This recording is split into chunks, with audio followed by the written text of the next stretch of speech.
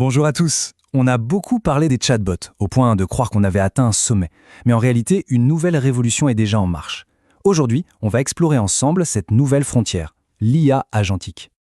Alors, entrons tout de suite dans le vif du sujet. La distinction, elle est vraiment fondamentale. D'un côté, on a l'IA qu'on connaît bien, l'assistant. Il est réactif, il exécute une commande, il simplifie une tâche précise. Et de l'autre, on a l'IA agentique. Là, on change de dimension, on parle d'un agent qui est proactif. Lui, il ne se contente pas de suivre un ordre, il cherche à accomplir une mission, à atteindre un objectif. Voici le programme de cette analyse. On va d'abord définir ce nouveau paradigme, puis on regardera comment ça fonctionne sous le capot, on explorera ensuite les impacts bien concrets dans différents secteurs, avant de se projeter dans le futur. Et on terminera avec une petite réflexion sur la boucle d'apprentissage. Allez, on commence par les bases. Qu'est-ce qui rend ces technologies si différentes? Pourquoi est-ce qu'on parle d'un véritable bond en avant? En fait, tout tient en un seul mot, autonome.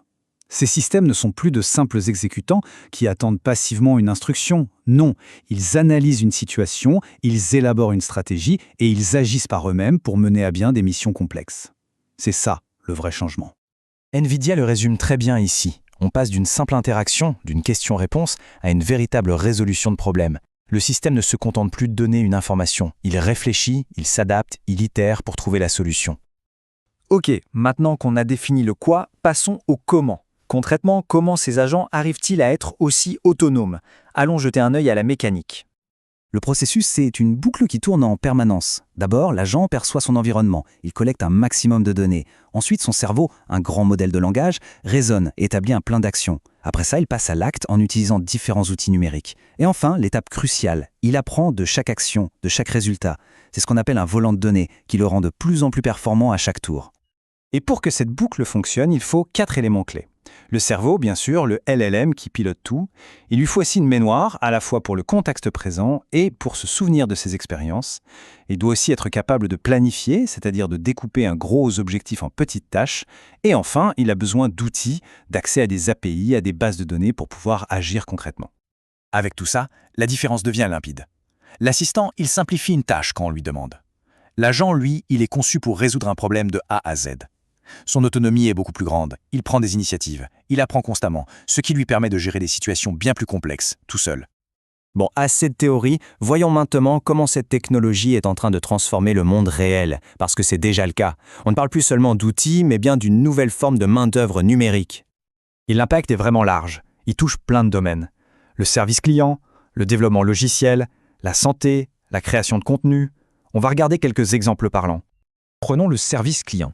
On est bien au-delà du chatbot basique. Un agent peut non seulement répondre à une question, mais aussi analyser un problème, proposer des solutions et même exécuter la solution choisie, le tout dans une seule et même conversation. On voit même apparaître des humains numériques pour des interactions bluffantes de réalisme. Pour les développeurs, c'est une petite révolution. Imaginez un agent qui peut automatiser les tâches de code les plus répétitives et les plus ennuyeuses. Ça libère un temps incroyable pour se concentrer sur ce qui compte vraiment, l'innovation et la résolution de problèmes complexes. Et cet impact, il est chiffré. D'ici 2030, on estime que l'IA pourrait automatiser, tenez-vous bien, 30% des heures de travail dans le développement logiciel. 30%. Il faut vraiment prendre une seconde pour réaliser ce que ça signifie.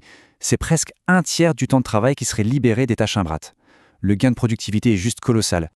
Et ça continue. Dans la santé, les agents aident les médecins en synthétisant des montagnes de données médicales ou en gérant des tâches administratives. Et dans la création de contenu, on parle d'une économie moyenne de 3 heures par projet. 3 heures de gagné pour se concentrer sur la stratégie plutôt que sur l'exécution. Alors, que faut-il retenir de tout ça? Quelle est la grande idée à garder en tête sur l'avenir que nous prépare l'IA agentique? Le point central, c'est que ce n'est pas juste une simple amélioration technologique. C'est un vrai changement de paradigme dans notre relation au travail et aux outils. C'est une nouvelle ère de productivité et d'efficacité qui s'ouvre pour toutes les organisations. Et ça nous laisse avec une question absolument fascinante pour l'avenir. Si ces agents deviennent de véritables collaborateurs numériques, comment va-t-on travailler avec eux? Comment allons-nous collaborer pour s'attaquer aux plus grands défis qui nous attendent? Cette collaboration future, elle va reposer sur une chose essentielle, l'apprentissage continu. Pas seulement celui de l'IA, mais le nôtre aussi. Et ça nous ramène pile au cœur du fonctionnement de l'agent, la fameuse boucle d'apprentissage. Rappelons-nous de l'étape apprendre de l'agent. Ce principe, il est universel. Un format comme celui-ci, il fonctionne pareil. Il s'améliore grâce à une boucle de rétroaction. C'est la curiosité et l'engagement qu'il génère qui sont son moteur, son volant de données à lui. Alors comment faire pour que cette boucle d'apprentissage personnel, elle, ne s'arrête jamais? Pour toujours garder une longueur d'avance, la meilleure approche, c'est d'être proactif. Pour ça, il faut son propre agent, un agent qui cherche, qui analyse et qui livre la connaissance. Il est temps de l'activer. Abonnez-vous.